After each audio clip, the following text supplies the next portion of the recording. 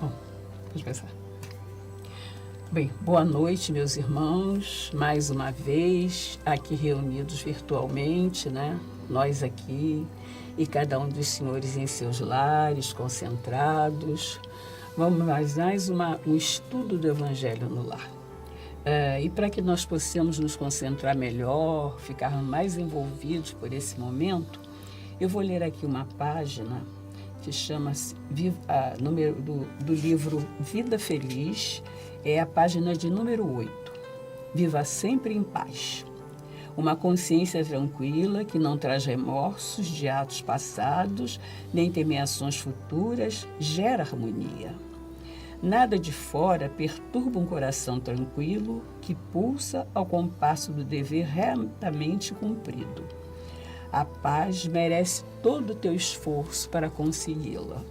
São palavras psicografadas por Divaldo Franco, enviadas a eles através do espírito de Joana de Lângeles. Vamos buscar a paz, criando um presente calmo, tranquilo, que façamos coisas que não venham nos trazer remorsos.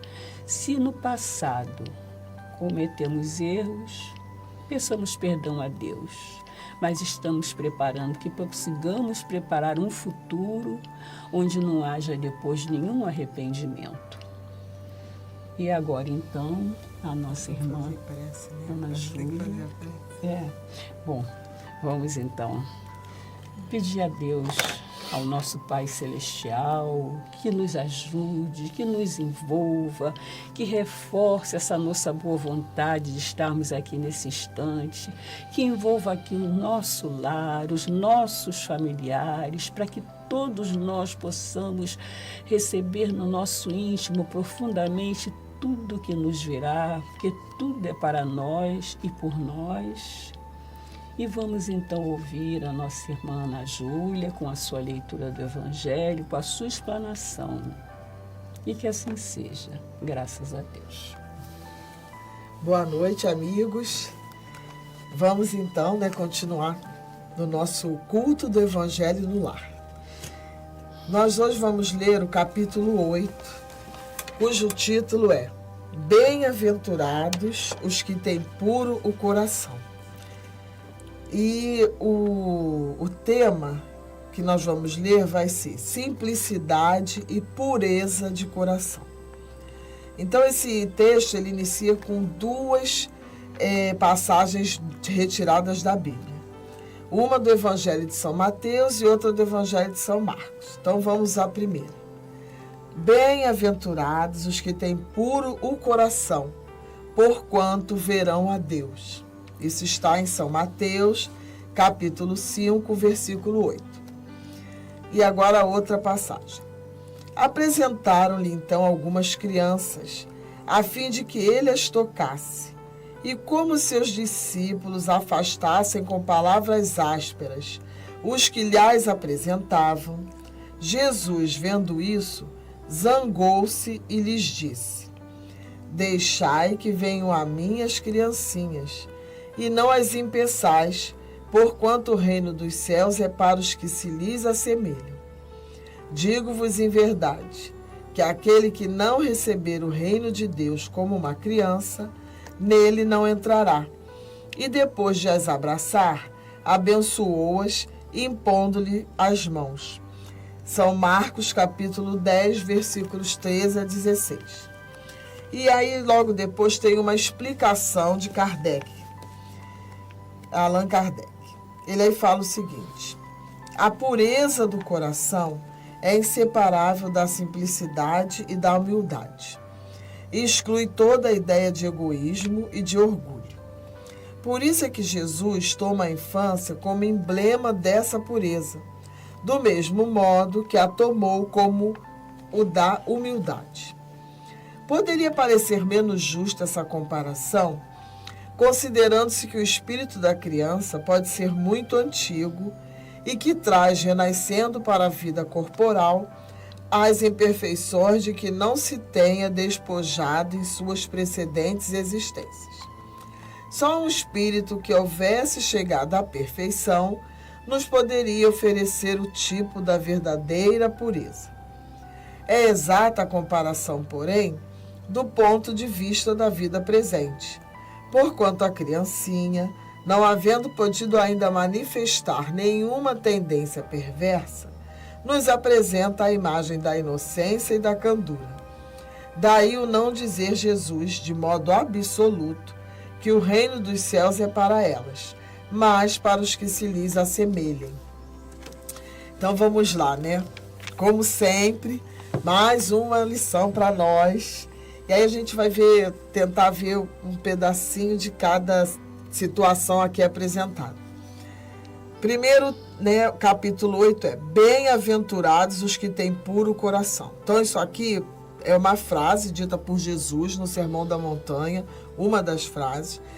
E bem-aventurados quer dizer felizes. Então, felizes os que têm puro o coração. E o tema, né, que vem logo depois é simplicidade e pureza de coração. E Kardec fala, então, que a pureza do coração é inseparável da simplicidade e da humildade. Aí vamos tentar entender a palavra pureza. A palavra pureza, no dicionário, eles falam que é uma condição, estado ou qualidade do que é puro. E o que a gente entende, então? O que nós entendemos como pureza? Infelizmente, a palavra pureza, para nós, ela sofreu uma deturpação muito grande. Desde o início dos tempos, a palavra pureza ela não é bem entendida por nós. Então, a gente já ouviu falar de que maneira? Impureza de raça, né? Impureza de comportamento, impureza no sentido de atos que nós fazemos, atos exteriores. Mas Jesus, quando trouxe a pureza, a palavra pureza, ele trouxe num sentido totalmente diferente e no sentido verdadeiro, que é o sentido da pureza íntima, da pureza interna, né? E o que significa essa pureza? A pureza é aquilo, quando a gente não tem nada que manche o nosso comportamento. Até associando ao que foi lido antes, não é verdade? A lição, eles falam o quê, né? Que nós não procuremos, deixa eu ver aqui os antigos, é a 8, né?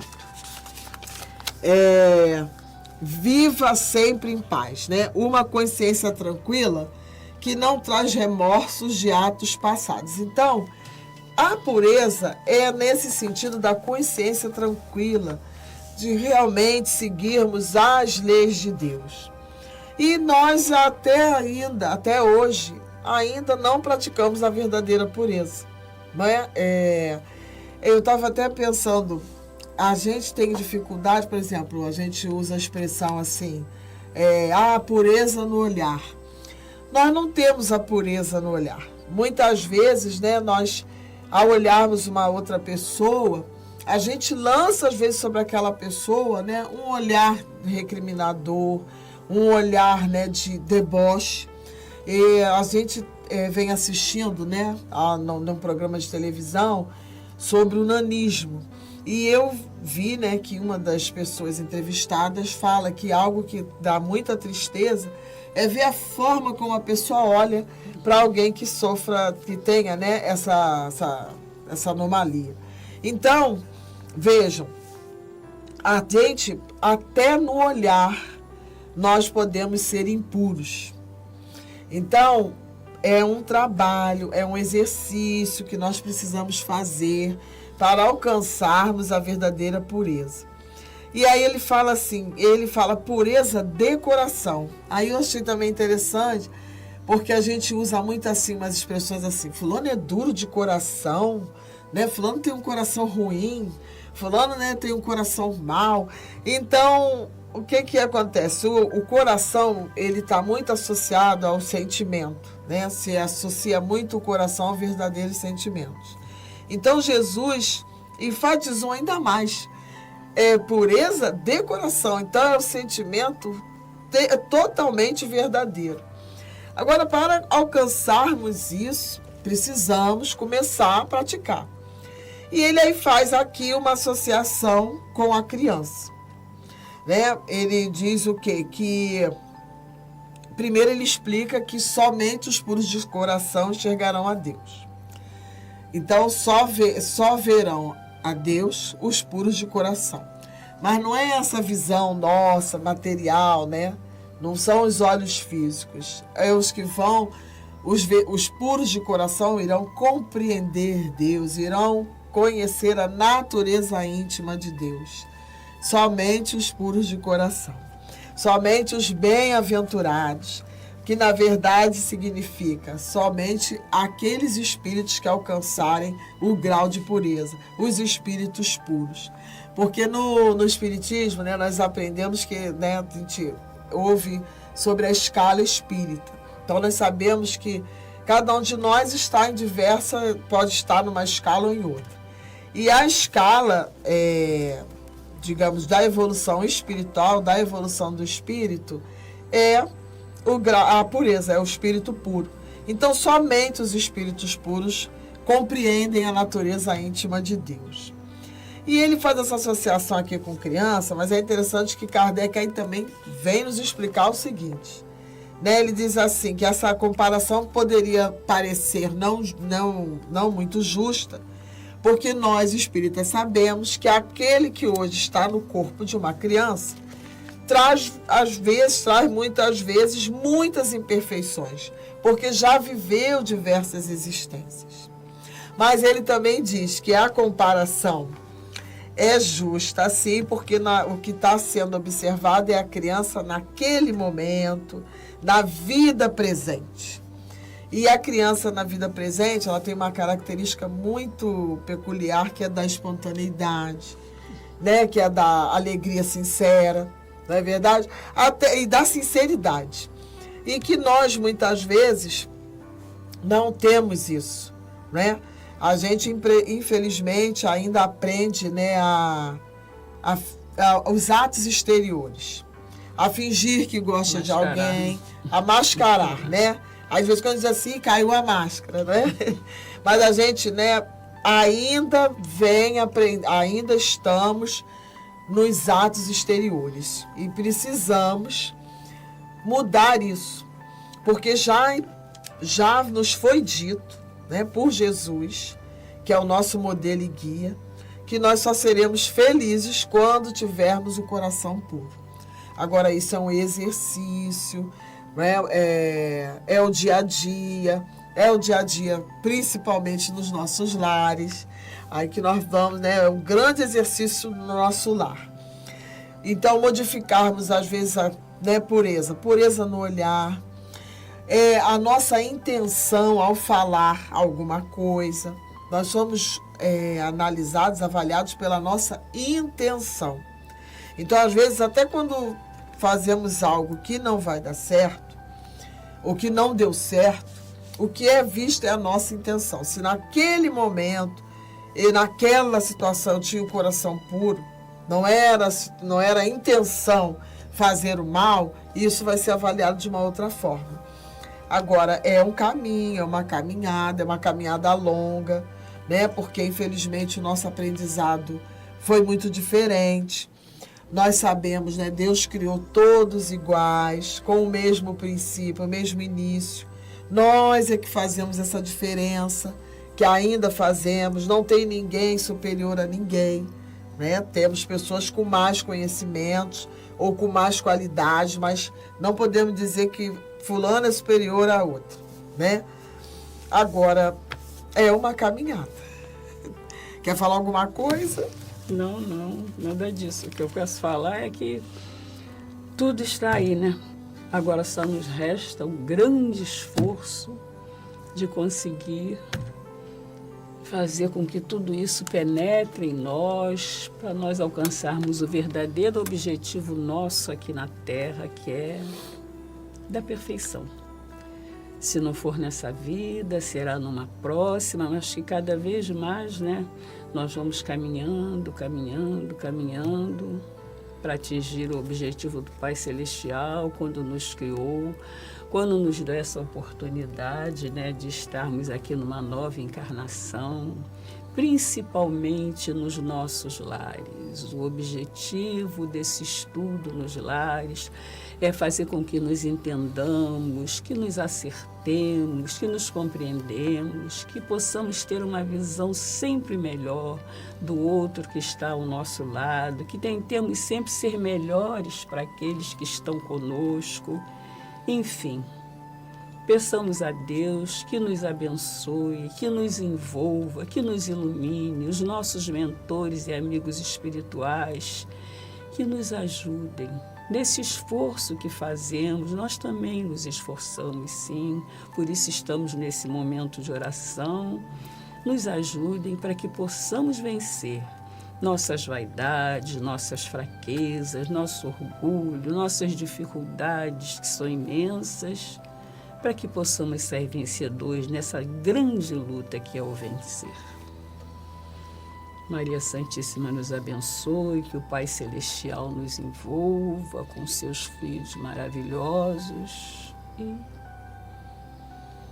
paz nosso que estás no céu, santificado seja o vosso nome, venha a nós o vosso reino, seja feita a vossa vontade, assim na terra como no céu.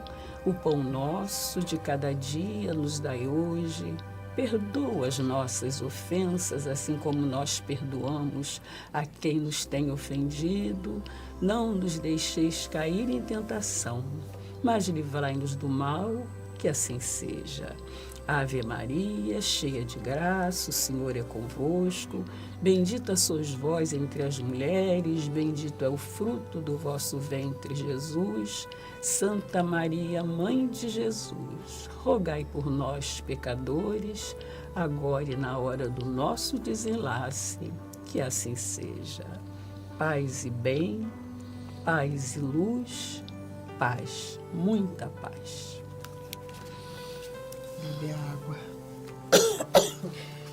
A nossa água foi abençoada, foi fluidificada pelos nossos amigos espirituais, que têm o dom de, entrando em nós, penetrar e limpar todas as nossas mazelas. Quem sabe consigamos esse milagre, né?